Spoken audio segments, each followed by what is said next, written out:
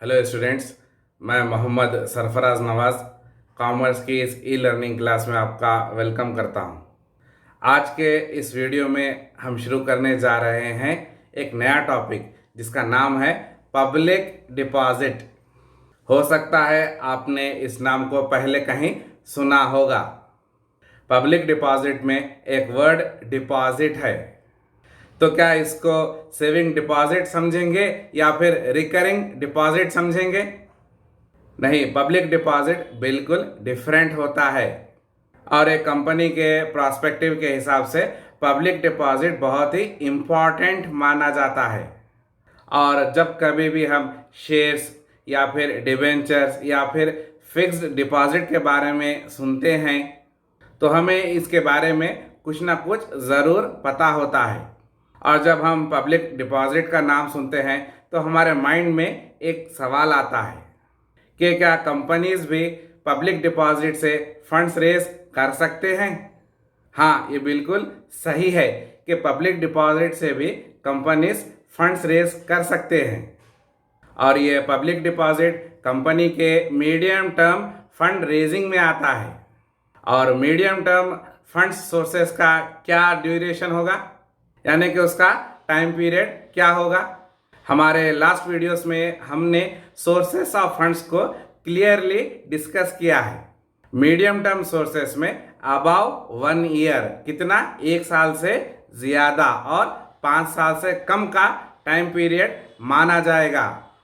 Above 1 year and below 5 years, इस period के दौरान कंपनीज फंड्स रेस कर सकते हैं। कौन से फंड्स रेस कर सकते हैं? मीडियम टर्म फंड्स रेस कर सकते हैं। समझ में आ रहा है? पब्लिक डिपॉजिट में पब्लिक लिखा हुआ है, तो क्या ये पब्लिक से रिलेटेड है? हाँ, ऑफ कोर्स, बिल्कुल ये पब्लिक से रिलेटेड ही रहेगा। पब्लिक के पास से फंड्स को कलेक्ट किया जाता है। कौन कलेक्ट करेंगे? कंपनीज कलेक्ट करेंगे। और पब्लिक अपना पैसा कंपनीज में क्यों डिपॉजिट करेगी? ये भी एक तरीके का इन्वेस्टमेंट है जिस पर रिटर्न मिलेगा। रिटर्न कैसे मिलेगा? इंटरेस्ट की सूरत में मिलेगा। और पब्लिक डिपॉजिट को हम एक पीरियोडिक पेमेंट कहेंगे। पब्लिक डिपॉजिट का प्रोसेस बहुत ही आसान होता है, इसका कोई लेंदी प्रोसेस नहीं होता है। कंपनी क्या करती है? कंपनी एक ऑफर रखती है और लोग इसमें पैसा लगाते हैं। कैसा पैसा लगाते हैं? डिपॉजिट की शक्ल में लगाते हैं। और ये बहुत ही सिंपल प्रोसेस होता है और जिसमें प्रिंसिपल पर इंटरेस्ट भी मिलेगा। पैसा डिपॉजिट कौन करेंगे? पब्लिक करेगी। कहाँ करेगी? कंपनी में करेगी। कंपनी उसके बदले में उनको क्या देगी? कंपनी उसके बदले में उनको इंटरेस्ट देगी। समझ में आ रहा है?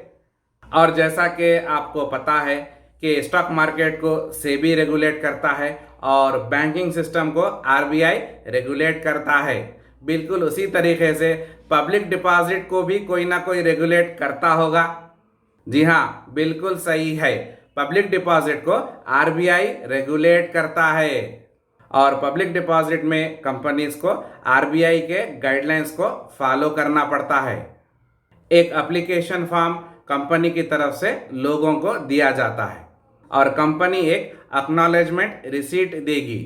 कैसे रिसीट देगी?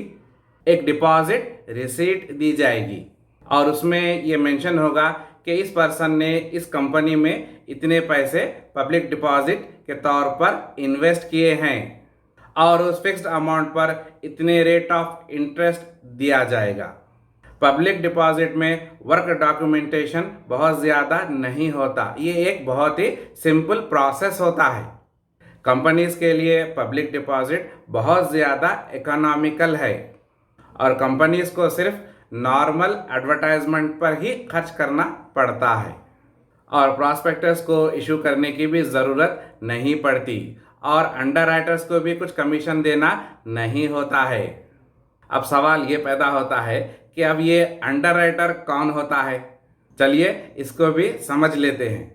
और जब एक नई कंपनी इक्विटी इशू लाती है तो एक पर्सन उस कंपनी की इशू में हेल्प करेगा और कभी कभी वो उस कंपनी को गारंटी भी दे देता है। किस बात की गारंटी देता है? वो कंपनी के सारे इश्यूज खरीदने की गारंटी देता है और इस पर उसको कंपनी की तरफ से कमीशन दिया जाता है और कंपनी का सारा सरदर्द खत्म हो गया। क्यों? क्योंकि अंडर राइटर ने पूरे इश्यूज खरीद लिए हैं। तो समझ में आया अंडर राइटर्स कौन होते हैं और वो क्या काम करते हैं? क्लियर हुआ? और कंपनी की जो एडमिनिस्ट्रेटिव कॉस्ट होती है पब्लिक डिपॉजिट को लेकर वो भी कम रहती है। तो एक मानों में पब्लिक डिपॉजिट की वजह से कंपनी को पैसा कम खर्च आ रहा है, कंपनी के खर्चों की लागत कम रह रही है। क्या पब्लिक डिपॉजिट हर कंपनी वसूल कर सकती है? नहीं, हर कंपनी पब्लिक डिपॉजिट वसूल नहीं कर सकती। Banking companies, non banking financial companies और हाउसिंग फाइनेंस कंपनीज पर पब्लिक डिपॉजिट एप्लीकेबल नहीं होता। ये सारे कंपनीज पब्लिक डिपॉजिट कलेक्ट नहीं कर सकते। तो फिर कौन सी कंपनियां पब्लिक डिपॉजिट कलेक्ट कर सकती हैं?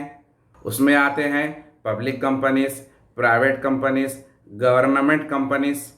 ये सारे कंपनीज पब्लिक से फंड्स रेस कर सकते हैं। क्लियर हुआ कि कौन सी कंपनी पब्लिक डिपॉजिट कर सकती है और कौन सी कंपनी पब्लिक डिपॉजिट नहीं कर सकती। और बहुत सारी चीज़ें डिपॉजिट के मीनिंग में नहीं आती मगर उनको गलती से डिपॉजिट समझा जाता है। ये सारे कंडीशंस डिपॉजिट फॉर्म में नहीं आते, इनको डिपॉजिट नहीं माना जाएगा। नंबर 1 पोजीशन पर है अमाउंट फ्रॉम गवर्नमेंट, ये डिपॉजिट फॉर्म में नहीं आता। दूसरे नंबर पर है अमाउंट फ्रॉम फॉरेन गवर्नमेंट, ये भी डिपॉजिट फॉर्म में नहीं आता। तीसरे नंबर पर है लोन फ्रॉम बैंकिंग कंपनीज और चौथे नंबर पर है loan from public financial institutions. पांचवें नंबर पर है कमर्शियल पेपर और छठे नंबर पर है शेयर एप्लीकेशंस। 7th पोजीशन पर है इंटर कंपनी और 8वें नंबर पर है amount from directors. 9th position पर है बॉन्ड्स या फिर डिबेंचर्स और 10वें नंबर पर है एम्प्लॉय सिक्योरिटी डिपॉजिट और 11वें नंबर पर है ट्रस्ट और 12वें पोजीशन पर है सप्लायर्स एडवांस। और ये तमाम 12 पॉइंट्स डिपॉजिट की डेफिनेशन में नहीं आते, ये बात याद रखने की है। इनको डिपॉजिट नहीं माना जाएगा। नंबर 6 पर जो शेयर एप्लीकेशन है उसको चांस है कि वो पब्लिक डिपॉजिट बन सकता है। कैसे बनेगा? अगर किसी पर्सन को 60 डेज के बाद, कितने दिनों के बाद? 60 दिन के बाद, 60 डेज के बाद शेयर्स अलॉटमेंट नहीं होते, तब वो अमाउंट पब्लिक डिपॉजिट बन जाएगा। और अगर उसके 15 दिन के बाद भी कंपनी अगर पैसा वापस नहीं करती है, रिटर्न नहीं करती है, तो ऑटोमेटिकली पब्लिक डिपॉजिट बन जाएगा। समझ में आया? और सबसे ज़रूरी बात जो पब्लिक डिपॉजिट में याद रखने की है वो है इंटरेस्ट, सूद। पब्लिक जो कंपनीज में अमाउंट डिपॉजिट करती है उस अमाउंट पर कंपनी उनको इंटरेस्ट देगी। किसको देगी इंटरेस्ट? पब्लिक को देगी। और पब्लिक डिपॉजिट पर जो इंटरेस्ट दिया जाता है उसको एक्सपेंडिचर माना जाएगा। कंपनी इंटरेस्ट कहाँ से पे करेगी? कंपनी की जो इनकम होती है उसमें से इंटरेस्ट पे करेगी।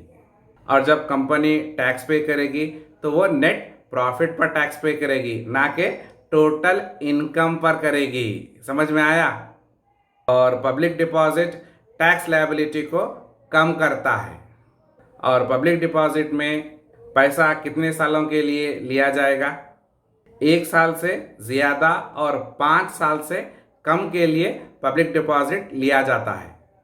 फर्ज कीजिए कि एक कंपनी ने पब्लिक डिपॉजिट 5 साल के लिए लिया है और कंपनी के पास पैसे आ गए और 3 साल में ही कंपनी का सारा काम निकल गया और अब कंपनी को पैसों की ज़रूरत नहीं है। तो अब ये सवाल पैदा होता है कि कंपनी पब्लिक को डिपॉजिट कब वापस करेगी, कब रिटर्न करेगी? क्या पूरे 5 साल कंप्लीट होने के बाद रिटर्न करेगी या फिर वो 3 साल के बाद ही रिटर्न कर सकती है?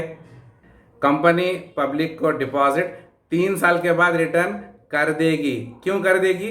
क्योंकि उसका काम निकल गया, अब उसको पैसों की ज़रूरत नहीं है।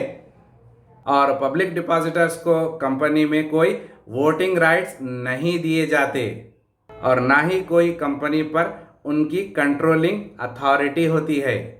पब्लिक डिपॉजिटर्स आउटसाइडर्स हैं, बाहर के लोग हैं। उनको सिर्फ उनके पैसे पर इंटरेस्ट से मतलब होता है, उनको कंपनी की इनकम से कोई मतलब नहीं होता।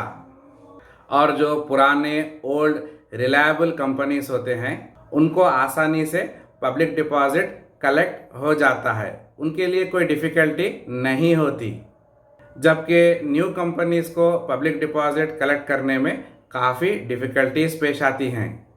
न्यू कंपनीज फंड्स को आसानी से रेज नहीं कर सकते और ये पब्लिक डिपॉजिट पूरा पब्लिक पर ही डिपेंड करेगा कि वो कंपनी में पैसा लगाना चाहती है या पैसा नहीं लगाना चाहती है।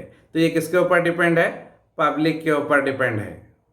तो इसका क्या मतलब हुआ? इसका मतलब ये हुआ कि पब्लिक डिपॉजिट एक अनरिलायबल सोर्स है जिस पर भरोसा नहीं किया जा सकता।